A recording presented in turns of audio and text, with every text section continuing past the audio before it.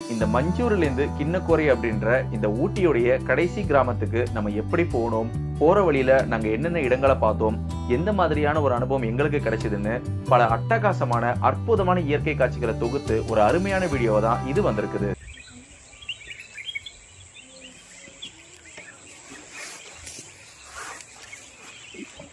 கொஞ்ச நேரத்திலேயே பார்த்தீங்கன்னா அழகான சின்ன சின்ன மலைத்தூரோட சாரல் மழையும் பெய்ய ஆரம்பிச்சுது. ஒரு 4-5 லங்கூர் குரங்குகள் சாலையை கடக்கிற ஒரு அருமையான காட்சியை நாங்க கண்டோம்.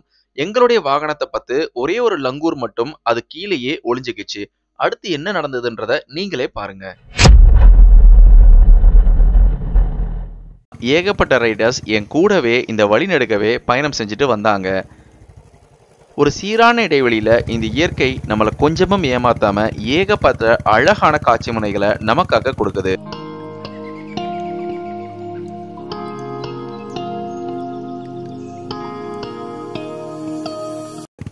முக்கியமா இந்த சாலையை நீங்களே பார்க்கலாம். எப்படி ஒரு ஈரம் கலந்த இந்த தார் ரோட்ல மேலே இருக்கிற இந்த அடர்ந்த பனியில அப்படியே ஒரு பைக் ரைடு போறதுன்றது அவ்வளோ ஒரு அற்புதமான விஷயமா எனக்கு இருந்தது.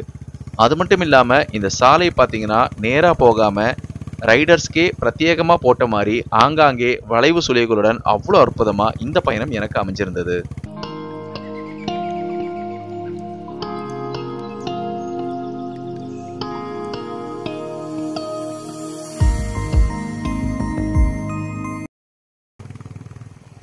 நீங்கள் நல்லா பார்க்கலாம், நான் போய்கிட்டு இருக்கிறதில்ல ஒரு சில மீட்டர்கள் முன்னால் பார்த்தீங்கன்னா ஒரு மிகப்பெரிய கழுகு, எனக்கு தெரிஞ்சது ராஜாளி பறவைன்னு நினைக்கிறேன், ஒரு மரக்கிளையில் உட்கார்ந்திருந்த ஒரு அற்புதமான காட்சி எனக்கு கிடைச்சது.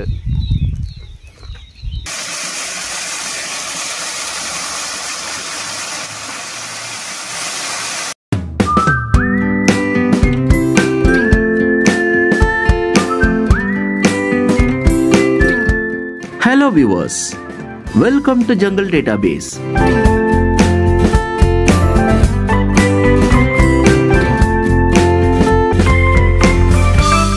இது காடுகளின் முழுமையான தரவுத்தளம்.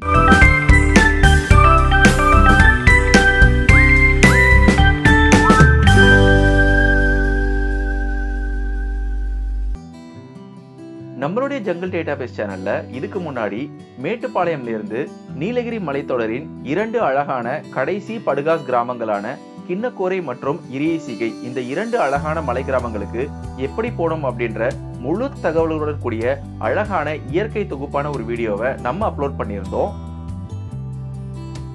அந்த வீடியோல பாத்தீங்கன்னா நம்ம மேட்டுப்பாளையம்ல இருந்து காட்டேரி அப்படின்ற ஒரு ஜங்ஷனுக்கு போய் அங்கிருந்து ஒரு அழகான மலை கிராமமான மஞ்சூர் அப்படின்ற ஒரு இடத்துல இருந்து கிண்ணக்கோரைக்கு நம்ம ரீச் ஆனதோடைய முழு தகவல்களும் அந்த வீடியோல இருந்ததுங்க. நான் அந்த வீடியோலே சொல்லியிருந்தேன், அந்த மஞ்சூர் அப்படின்ற ஒரு கிராமத்துல இருந்து கிண்ணக்கோரை போறதுக்கு கிட்டத்தட்ட ஒரு 25 கிலோமீட்டர் ஒரு அடர்ந்த அழகான ஒரு வனப்பகுதியில நம்ம பயணம் செஞ்சோம் அப்படின்றது. நேரமின்மை காரணத்தால அந்த முழு தகவல்களை என்னால அந்த வீடியோல வைக்க முடியல. அதை மட்டும் நான் தனியா ஒரு விளாகா போடுறேன் அப்படின்னு நான் ப்ராமிஸ் பண்ணியிருந்தேன்.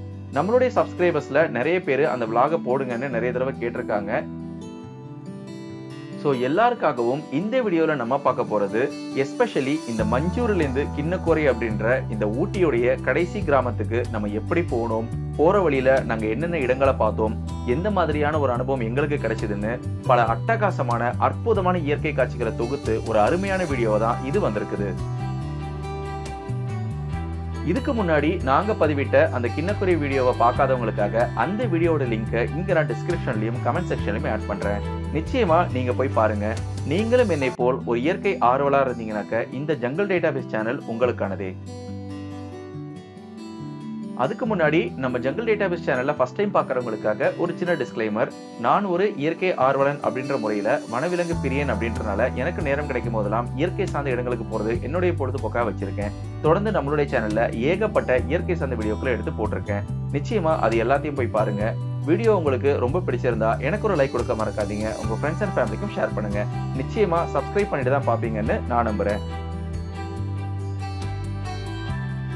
நம்ம போன வீடியோல ரொம்ப டீடைலா எப்படி மேட்டுப்பாளையம்ல இருந்து எப்படி பரளியார் வந்தோம், அங்கிருந்து காட்டேரி ஜங்ஷன், சேலாஸ் அப்படின்ற எல்லா அழகான கிராமங்களையும் ரொம்ப விவரிச்சு காட்டினதால இந்த வீடியோ இந்த அழகான மஞ்சூர் கிராமத்திலிருந்து தொடங்குதுங்க. இந்த மஞ்சூர் அப்படின்ற மலை கிராமத்திலேருந்து நம்ம இதுக்கப்புறமா தாய் ஷோலா அப்படின்ற ஒரு இடத்துக்கு போகணும். அங்கிருந்து பிக்கேட்டி வழியா கிட்டத்தட்ட 25 கிலோமீட்டர் 1 மணி நேரம் அற்புதமான மலை பயணமா இது இருக்க போகுது.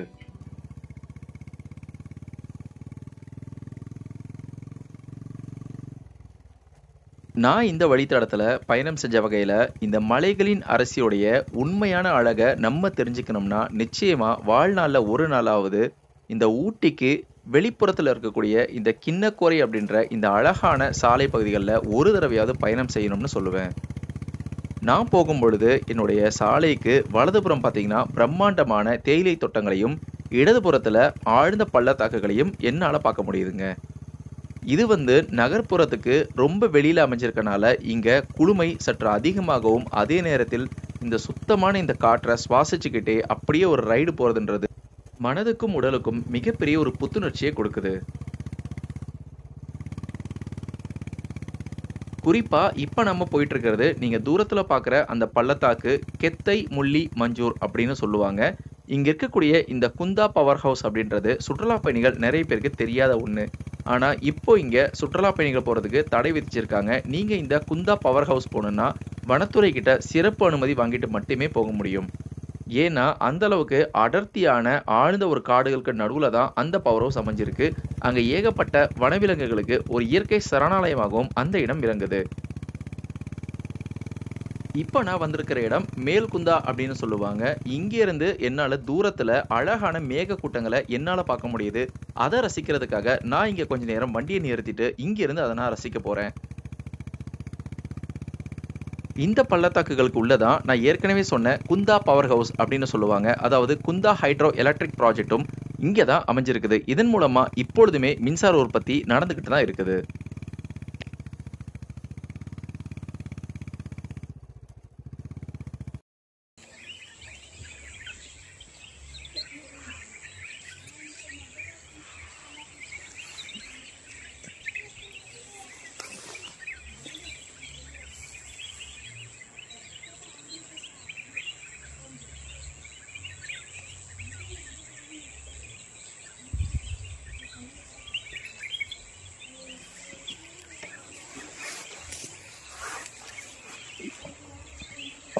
இப்போ நீங்கள் பார்க்கலாம், இந்த க்ளவுடு மூவ் ஆகி அந்த வீட்டுக்கு பக்கத்தில் போகுது இல்லைங்களா, அங்கே ஒரு ரோடு போகுது. நம்ம இப்போ இங்கேருந்து இந்த க்ளவுடுக்கு அந்த சைடு இந்த ரோடு வழியாக போய் தான் இந்த மலைமுகர்கள் மேலே ஏறி கிண்ணக்கோரை போகிறோம்.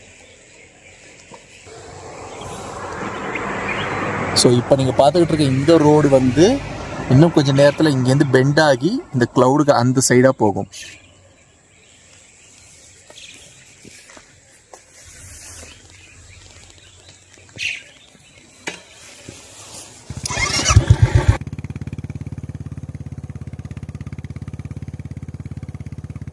இப்போ சமீப காலமா பாத்தீங்கன்னா இந்த கிண்ணக்கோரை போறதுக்கு உண்டான இருக்க இந்த மலைத்தொடர்கள்ல ஏகப்பட்ட ரைடர்ஸ் நம்மள மாதிரி வராங்க. நம்ம போகும்போதே நிறைய ரைடர்ஸை ஒரு பெரிய குழுவாவே இங்க பார்க்க முடியுது. குறிப்பிட்ட இடைவெளியில என்னால பள்ளத்தாக்குகளுக்கு அப்புறம் நிறைய அடர்ந்த மரங்கள் இருக்கக்கூடிய ஒரு பகுதி வருதுங்க. அதுக்கப்புறம் நான் கடந்தேன்னாக்க திரும்ப அதே மிகப்பெரிய பள்ளத்தாக்குடைய ஒரு அற்புதமான ஒரு காட்சி எனக்கு கிடைக்குது. இந்த காட்சிகள் எல்லாமே நம்மளுடைய சப்ஸ்கிரைபர்ஸ்க்காக பிரத்யேகமா எடுத்து நம்மளுடைய சேனலை போடணும் அப்படின்றது என்னுடைய நீண்ட நாள் ஆசை. நான் இதுக்கு முன்னால போட்ட கிண்ணக்கோரையில இந்த இடங்கள் எல்லாத்தையும் நேரமின்மை காரணத்தால என்னால கவர் பண்ண முடியல. அதுக்காக பிரத்யேகமா தான் இந்த vlog வீடியோ நான் போட்டுட்டு இருக்கேன். இப்போ நீங்க பார்க்கறத வெறும் பனின்னு மட்டும் சொல்லிட முடியாது. ஒரு மிகப்பெரிய மேக கூட்டம் அப்படியே இந்த நீலகிரி மலைத்தொடர்கள்ல தவழுற ஒரு அழகான காட்சியை என்னால பதிவு செய்ய முடிஞ்சது. ஒரு இயற்கை விரும்பியா இந்த மாதிரி காட்சிகளை எப்படி என்னால தவிர்த்துட்டு போக முடியும்?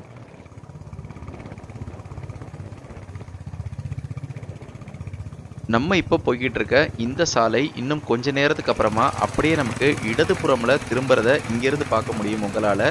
இன்னும் நம்ம சில நிமிடங்கள்ல தூரத்துல தெரிகிற அந்த சாலைகளை தான் நம்ம இப்போ பயணம் செய்ய போறோம். இந்த பள்ளத்தாக்கையும் இந்த பனிமூட்டங்களையும் கடந்து இதுக்கு மேல நம்ம ஏறி தான் கிண்ணக்கோரைக்கு போக போறோம். அது மட்டும் இல்லாம இதே வழியில ஒரு சின்ன ஒரு சிற்றருவியும் இருக்குது. அதுவும் நான் உங்களுக்கு நிச்சயமா காட்டுறேன். கொஞ்ச நேரத்திலேயே பார்த்தீங்கன்னா அழகான சின்ன சின்ன மலைத்தூரோட சாரல் மழையும் பெய்ய ஆரம்பிச்சுது. அது மட்டும் இல்லாமல் ஒரு சுவாரஸ்யமான சம்பவமும் நடந்தது. நாங்கள் போய்கிட்டு இருக்க வழியிலேயே திடீர்னு ஒரு 4-5 லங்கூர் குரங்குகள் சாலையை கடக்கிற ஒரு அருமையான காட்சியை நாங்கள் கண்டோம். எங்களுடைய வாகனத்தை பார்த்து ஒரே ஒரு லங்கூர் மட்டும் அது கீழேயே ஒளிஞ்சுக்கிச்சு. அடுத்து என்ன நடந்ததுன்றத நீங்களே பாருங்க.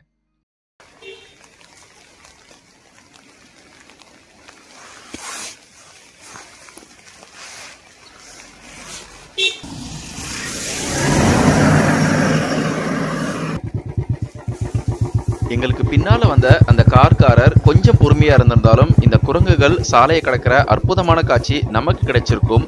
ஆனா அந்த குரங்குகளுடைய புத்திசாலித்தனத்தை பாருங்க. அது புதருக்கு பின்னால ஒளிஞ்சு அங்கிருந்து மிகப்பெரிய இந்த மரங்கள் வழியாவே அந்த பக்கமா போயிருச்சு.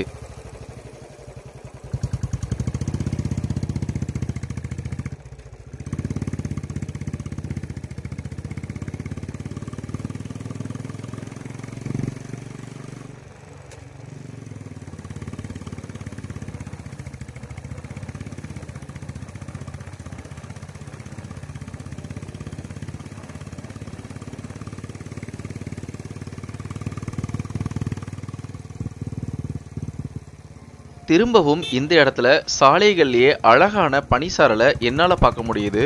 ஒரு சின்ன இடைவெளிக்கு அப்புறமா திரும்பவும் எனது இடதுபுறத்துல மிகப்பெரிய பள்ளத்தாக்கு, அழகான மேக கூட்டங்களோட என்னால பார்க்க முடியுது.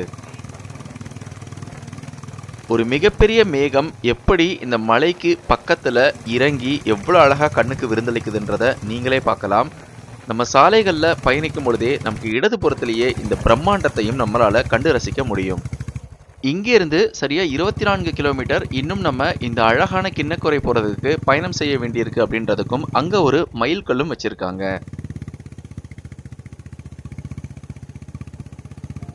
என்னுடைய தனிமையை போக்குற விதமா ஏகப்பட்ட ரைடர்ஸ் என் கூடவே இந்த வழிநெடுக்கவே பயணம் செஞ்சுட்டு வந்தாங்க. ஒரு சீரான இடைவெளியில இந்த இயற்கை நம்மளை கொஞ்சமும் ஏமாத்தாம ஏகப்பட்ட அழகான காட்சி முனைகளை நமக்காக கொடுக்குது. முக்கியமா இந்த சாலையை நீங்களே பார்க்கலாம். எப்படி ஒரு ஈரம் கலந்த இந்த தார் ரோட்ல மேலே இருக்கிற இந்த அடர்ந்த பனியில அப்படியே ஒரு பைக் ரைடு போறதுன்றது அவ்வளோ ஒரு அற்புதமான விஷயமா எனக்கு இருந்தது. அது மட்டும் இல்லாம இந்த சாலை பார்த்தீங்கன்னா நேரா போகாம ரைடர்ஸ்க்கே பிரத்யேகமா போட்ட மாதிரி ஆங்காங்கே வளைவு சுழிகளுடன் அவ்வளோ அற்புதமா இந்த பயணம் எனக்கு அமைஞ்சிருந்தது.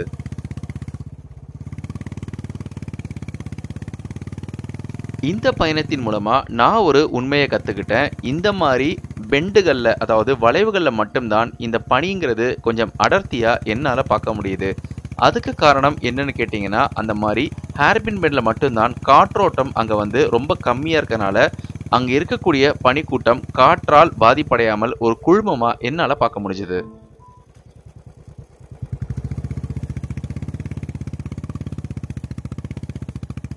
இந்த நீலகிரி மலைத்தொடர்களில் பார்த்தீங்கன்னா ஏகப்பட்ட அதிசயங்களும் அற்புதங்களும் நிறைஞ்சுதான் இருக்கு. ஒரு சிலது மட்டுமே மனிதர்களால் கண்டுபிடிக்கப்பட்டு பெயரிடப்பட்டு இருக்குதுங்க. இப்போ நீங்கள் பார்த்துட்டு இருக்கிறது தான் இந்த மலைத்தொடரில் இருக்கக்கூடிய மிகப்பெரிய பள்ளத்தாக்குகளில் ஒரு பகுதி தான். ஆனால் இதுக்கு குறிப்பிட்ட பெயர் எதுவும் இல்லாதனாலும் இன்னைக்கு பனிமூட்டம் கொஞ்சம் அதிகமாக இருக்கிறனாலையும் நம்மளால் அந்த அளவுக்கு தெளிவாக பார்க்க முடியலை. இந்த மாதிரி தேயிலை தோட்டங்களுக்கு நடுவில் நம்ம வந்தோம்னா தேநீர் சாப்பிட வேண்டிய அவசியமே இருக்காது போல இருக்குங்க. ஏன்னா வர வழியிலேயே இங்கேயே விளைந்த தேயிலையை கொள்முதல் பண்ணுறதுக்காக இங்கே இருக்கக்கூடியவங்க சாக்கம்பைகளில் அதை வச்சுக்கிட்டு இருக்காங்க. அந்த வாசனையே பார்த்தீங்கன்னா 10 தேநீர் குடிச்ச அளவுக்கு எனக்கு ஒரு புத்துணர்ச்சியும் அந்த நறுமணம் எனக்கு ஒரு தெம்பையும் ஏற்படுத்துது. இந்த அற்புதமான நீலகிரியுடைய வனத்தை பாதுகாக்கும் பொருட்டு இங்கே பிளாஸ்டிக் பைகளை யூஸ் பண்ணுறதுக்கு அரசாங்கமும் தடை விதிச்சிருக்கு. அது மட்டும் இல்லாமல் இங்கே வாழக்கூடிய மக்களும் இயற்கை விரும்பிகளாக இருக்கனால எக்காரணம் கொண்டும் அவங்க இங்கே பிளாஸ்டிக் பாலித்தீன் பைகளை உபயோகிக்கிறதில்ல.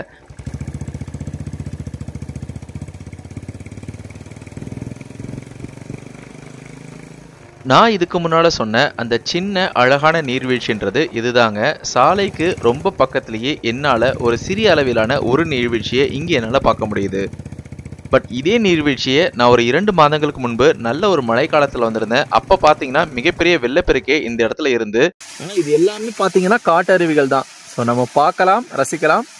உள்ளே போய் குளிக்கணும்னு ட்ரை பண்ணக்கூடாது. ஏன்னா இங்கே பாசிகளும் ஜாஸ்தியாக இருக்கும், அட்டை பூச்சிகளும் ரொம்ப அதிகமாக இருக்கும்.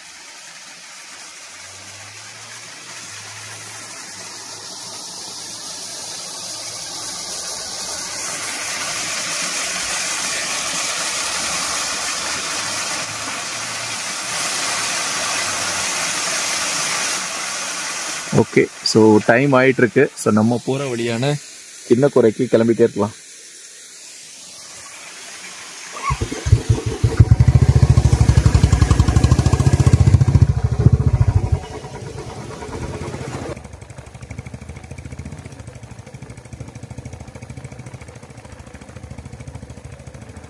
இந்த வழித்தடத்தில் இருக்கக்கூடிய மிக முக்கியமான ஊரான தாய் ஷோலா அப்படின்ற ஒரு இடத்த இப்போ நான் அடைஞ்சிட்டேன்.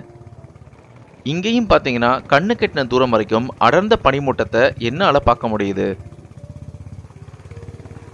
அது மட்டும் இல்லாமல் குறிப்பிட்ட ஒரு இடத்துல பார்த்தீங்கன்னா எனக்கு முன்னால் குழுவாக ரைடு வந்தவங்க எல்லாருமே ஒரு இடத்துல நின்று மேலே எதையோ வேடிக்கை பார்த்துட்டு இருந்தாங்க. அது என்னன்னு பார்த்தீங்கன்னா ஒரு இடத்துல மட்டும் மிக மிக அடர்த்தியான ஒரு மேக கூட்டம், அது பனின்னு சொல்ல முடியாது, ரொம்ப அடர்த்தியாக நாங்கள் எந்த சாலையில் இப்போ பயணிக்க வேண்டியிருக்கோ அந்த சாலைகள் முழுவதுமே ஆக்கிரமிச்சுக்கிட்டு ஒரு மிகப்பெரிய மேக கூட்டம் இருக்கிறத எங்களால் பார்க்க முடிஞ்சுது. அது மட்டும் இல்லாமல் கிண்ணக்கோரையிலிருந்து ஊட்டி வர வாகனங்கள் எல்லாமே தங்களுடைய முகப்பு விளக்கை எரிய விட்ட வண்ணம் தான் வந்துகிட்டு இருந்தது. இதன் மூலமா இதுக்கு மேல பயணத்தை தொடர முடியுமா அப்படின்ற ஒரு ஐயம் எங்களுக்குள்ள வந்தது.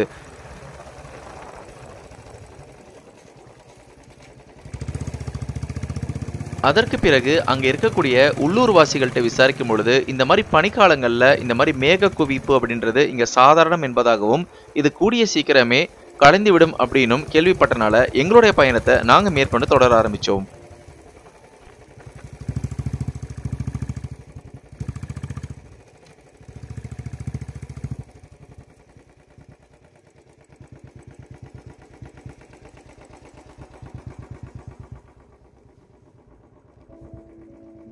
இந்த இடத்துல பார்த்தீங்கன்னா பல பேரால கவனிக்க தவறிய ஒரு அழகான இயற்கையின் அதிசயம் என்னால் கணிக்க முடிஞ்சதுங்க.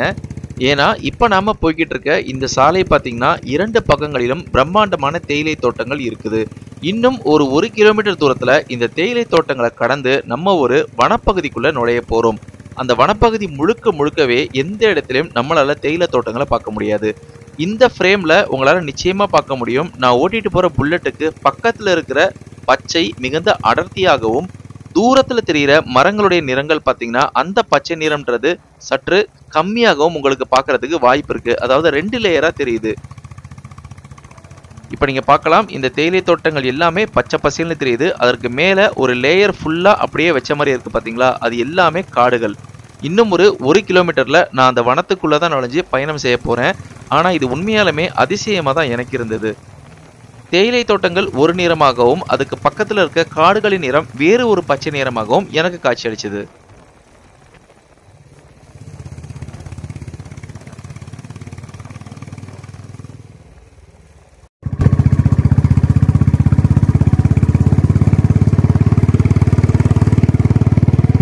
மேல அப்படியே ஒரு லேயர் மாதிரி இருக்கு பாருங்க.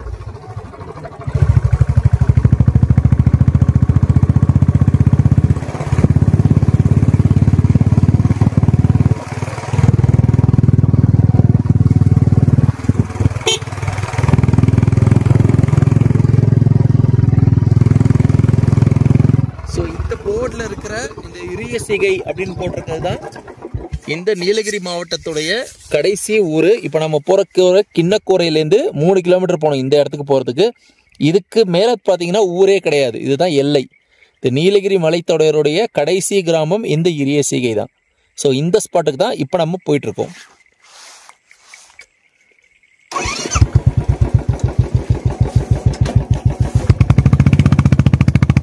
இவ்வளவு நேரம் கிட்டத்தட்ட 25 கிலோமீட்டர் இந்த அழகான தேயிலை தோட்டங்களுக்கு நடுவுலையே நான் பயணம் செஞ்சுட்டு வந்தேன். அந்த இடம் பார்த்தீங்கன்னா இதோட முடியுது.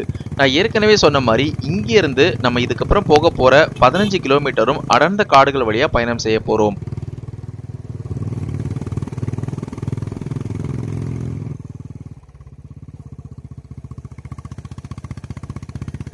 என்னதான் தேயிலை தோட்டங்களாக இருந்தாலும் அது எல்லாமே மனிதர்களுடைய உழைப்பால் செயற்கையால் உருவானவை. ஆனால் இப்போ நம்ம போய்கிட்டு இருக்கிறது இயற்கையாக இங்கே வளர்ந்த அடர்ந்த ஒரு வனத்துக்குள்ளே நம்ம பயணம் செஞ்சுக்கிட்டு இருக்கோம். நீண்ட இடைவெளிக்கு அப்புறமா இங்கே சாலைகளில் என்னால் அடர்ந்த பனிமூட்டத்தை பார்க்க முடிஞ்சுது. அது மட்டும் இல்லாமல் நான் சற்றும் எதிர்பார்க்காத வகையில் ஒரு அற்புதமான விஷயமும் எனக்கு நடந்தது.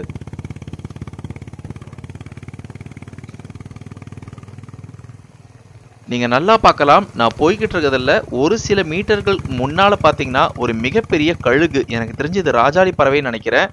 நம்ம வர வாகனத்துடைய சத்தத்துக்கு கொஞ்சம் முன்னாடி எனக்கு முன்னாடியே பறந்து போய் அங்கே இருக்கக்கூடிய ஒரு மரக்கிளையில் உட்கார்ந்திருந்த ஒரு அற்புதமான காட்சி எனக்கு கிடைச்சது. இது என்ன மாதிரி கழுகுன்னு தெரிஞ்சவங்க கமெண்ட் செக்ஷனில் நிச்சயமாக எனக்கு சொல்லுங்கள். ஆனால் எனக்கு தெரிஞ்சு இந்த காடுகளில் பாரு கழுகுகள் அப்படின்னு சொல்லப்படுற ஒரு வகை கழுகுகள் ரொம்ப அதிகமாகவே காணப்படும். ஒருவேளை இது அந்த வகையை சேர்ந்ததாக இருக்கலாம். எவ்வளோ ஒரு அற்புதமாக இயற்கையான சூழலில் அது உட்கார்ந்துருக்க அந்த ஒரு அழகே இருக்குது, தனியாக இருக்குதுங்க அது.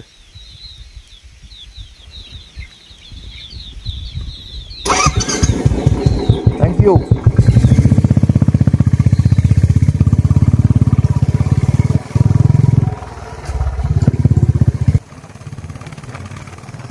என்னுடைய இந்த பயணத்தில் சீரான இடைவெளியில் ஆங்காங்கே என்னால் மிகப்பெரிய பனிக்கூட்டங்களையும் என்னால் பார்க்க முடியுது. ரொம்ப ரொம்ப அடர்த்தியாகவே இந்த மாலை வேளைகள்லேயே அது எனக்கு தென்பட்டது.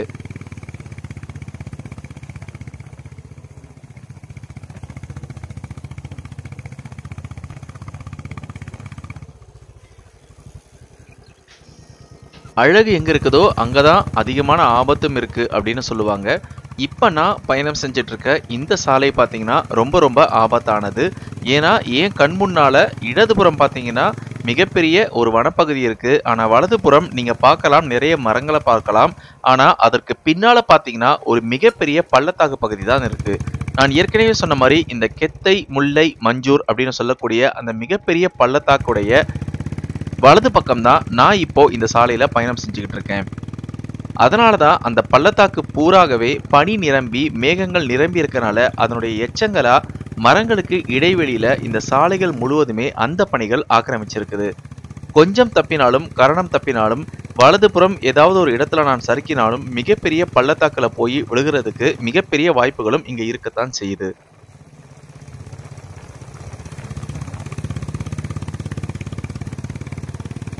சிம்பிளாக சொல்லணும்னாக்க, இப்போ நான் புல்லட் ஓட்டிட்டு போகிற இந்த ஷாட்டை வந்து மேலே ஒரு ட்ரோனில் நீங்கள் எடுத்தீங்கன்னா, எனக்கு தலைக்கு மேலே அந்த ட்ரோன் பறக்கிறதா வச்சுக்கிட்டிங்கனாக்க கழுகு பார்வையில் எனக்கு இடதுபுறம் பூரா மிக அடர்த்தியான காடுகளை பார்க்க முடியும்.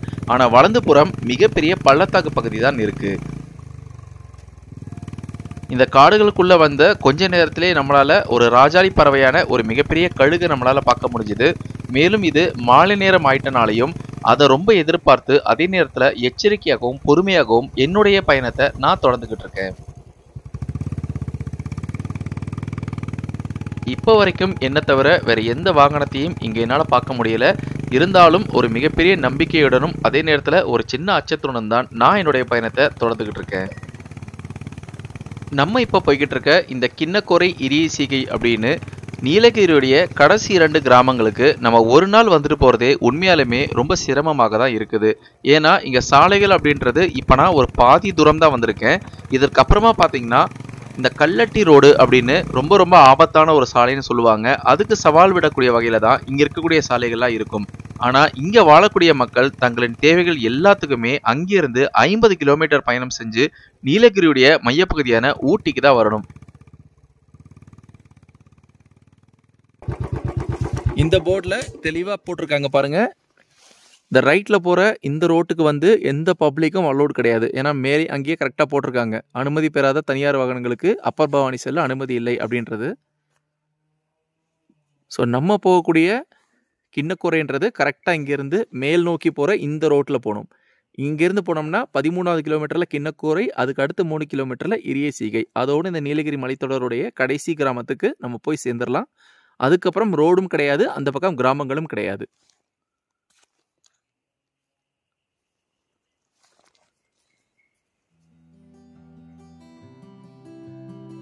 ஓகே வியூவர்ஸ், இந்த வீடியோவுடைய லென்த் கருதி இதை நான் வந்து இந்த இடத்தோட முடிச்சுக்கிறேன். இதுக்கப்புறமா இன்னும் நம்ம கிண்ணக்கோரை போகிறதுக்கு இங்கே இருக்கக்கூடிய இந்த தகவல் பலகையின்படி 15 கிலோமீட்டர் நம்ம பயணம் செய்யணும். நான் இங்கே இருந்து இன்னும் 15 கிலோமீட்டர் இந்த அடர்த்தியான காடுகள் வழியாக பயணம் செஞ்சேன். அப்போ நான் பார்த்தீங்கன்னா இந்த மாலை வேளைகளில் ஏகப்பட்ட வனவிலங்குகளையும் என்னால் பார்க்க முடிஞ்சுது.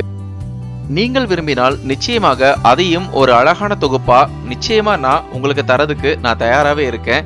இந்த வீடியோ, இந்த காணொளி உங்களுக்கு ரொம்ப பிடிச்சிருந்தா எனக்கு ஒரு லைக் கொடுக்க மறக்காதீங்க. உங்க நண்பர்கள் மற்றும் உறவினர்களுக்கும் நம்மளுடைய ஜங்கல் டேட்டாபேஸ் சேனலை ரெக்கமெண்ட் பண்ணுங்க. நீங்களும் என்னை போல் ஒரு இயற்கை ஆர்வலராக இருந்தீங்கன்னாக்கா இந்த சேனல் உங்களுக்கானதே. என்னுடைய மனித உழைப்புக்கு நீங்கள் ஒரு அங்கீகாரம் கொடுக்கணும்னு நினைச்சீங்கன்னா கண்டிப்பா சப்ஸ்கிரைப் பண்ணிட்டு பாருங்க. கூடிய சீக்கிரம் இன்னும் ஒரு அற்புதமான இயற்கை கலந்த கண்டென்ட்ல நான் உங்களை நிச்சயமாக சந்திக்கிறேன். அதுவரை இயற்கையை போற்றுவோம், இயற்கையை கொண்டாடுவோம். Thank you so much and thanks for watching.